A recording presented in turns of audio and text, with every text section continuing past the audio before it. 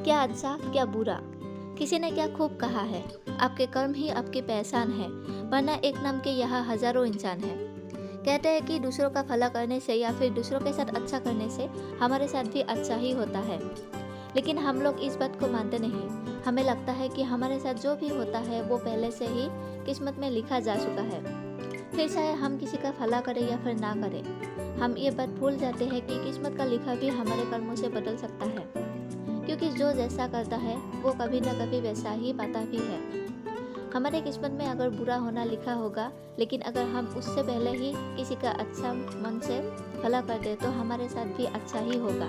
इस बात को समझना हर व्यक्ति के लिए आसान नहीं है। जो इंसान कपटी होता है, जिसके मन में दूसरों के लिए सिर्फ मेल भरा होता है, वो ये बात कभी नहीं समझ सकता। लेकिन दूसरी तरफ वो इंसान जो अच्छा सोचता है, जिसे ऊपर वाले पर विश्वास होता है, वो इस बात हमेशा यकीन रखता है कि बुरी किस्मत को भी अच्छे कर्मों से बदल जा सकता है। आज की जीवन बदलने वाली शॉर्ट स्टोरी भी कुछ ऐसे ही है। यह स्टोरी आपको जीवन में हमारे द्वारा किए जाने वाले अच्छे बुरे कर्मों से मिलने वाले फल के बारे में सीख देगी।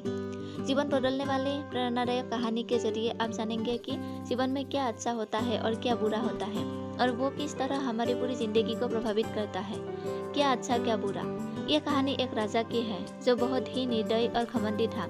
छोटी छोटी गलती होने पर भी वो लोगों को बहुत कठोर सजा देता। समय के साथ उस राजा का अत्याचार भी बढ़ता जा रहा था। एक दिन अचानक राजा बीमार हो गया और उसे ऐसी बीमारी हो गई जिसका इलाज किसी भी वैद्य के पास नहीं था।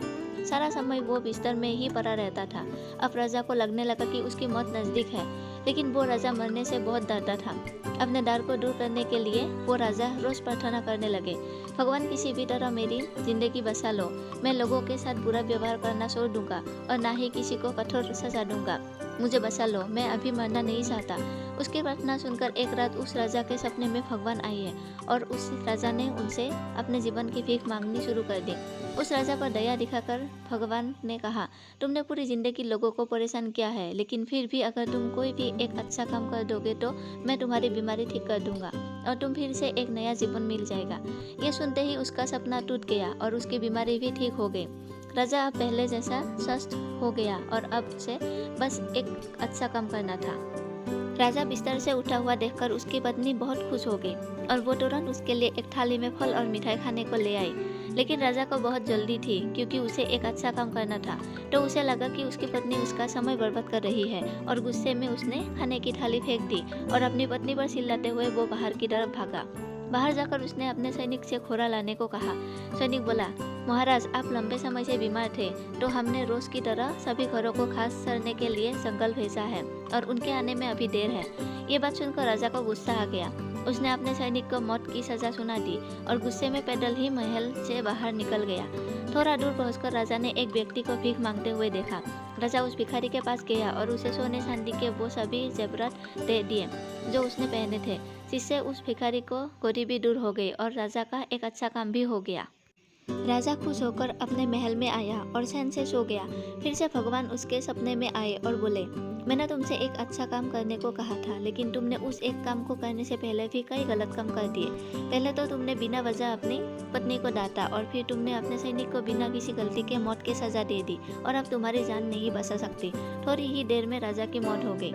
सीख जो हमें इस स्टोरी से मिलती है, हम सभी को अपनी ज़िंदगी की वैल्यू तब पता चलती है जब हमारी लाइफ में कोई मुसीबत आती है। जब तक सब कुछ सही चल रहा होता है, उस वक्त हमें खुद पर घमंड होता है। उस वक्त हम किसी को अपने से ऊपर नहीं समझते और हमें लगता है कि जो कुछ है बस हम ही हैं। हम अपने वक्त का और अपने परिवार का सही इस्तेमाल नहीं कर पाते और जब बहुत देर हो जाती है तो तब हम दूसरों के लिए कुछ करने की सोचते हैं। कई लोगों की आदत होती है जो अपने ही फैमिली मेंबर्स पर गुस्सा करते हैं, बेवजह लड़ाई करते हैं और बाहर के लोगों के सामने अच्छा बनने का नाटक करते हैं। लेकिन हम ये बात नहीं भूलनी चाहिए कि अगर लोगों की ज़िंदगी में कुछ अच्छा ही करना है तो उसकी शुरुआत अपने घर से करनी चाहिए। जब हम अपने परिवार के लिए सही होंगे, तब जाकर हम बाहर की दुनिया के लिए कुछ अच्छा कर पाएंगे।